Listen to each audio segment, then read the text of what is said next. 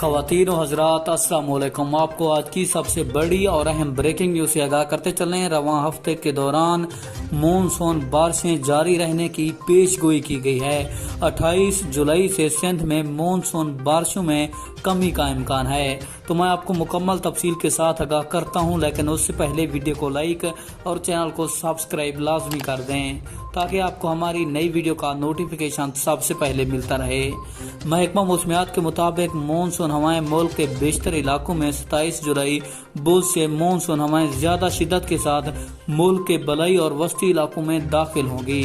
आपको बताते चलें जिसके वजह 27 से 31 जुलाई के दौरान कश्मीर, गिलगित बल्तिस्तान, इस्लामाबाद, रावलपिंडी, मर्री अटक, चकवाल, जहलम, सियालकोट, नारोवाल, लाहौर, गुजरांवाला गुजरात, शेखुपुरा, फैसलाबाद, झंग, मियांवाली, खुशाब, सरगोदा, हाफिजबाद, मंडी बहाउद्दीन, सहीवाल, ओकाड़ा, बखर, लिया, मुल्तान, राजनपुर, डेरा गाजी खान, बहावलपुर, बहावल नगर, रहीम यार खान, खानपुर, सवात, मानसहरा, कोहिस्तान, एबटाबाद, हरीपुर में मजीद बारिशों की पेशगोई की गई है।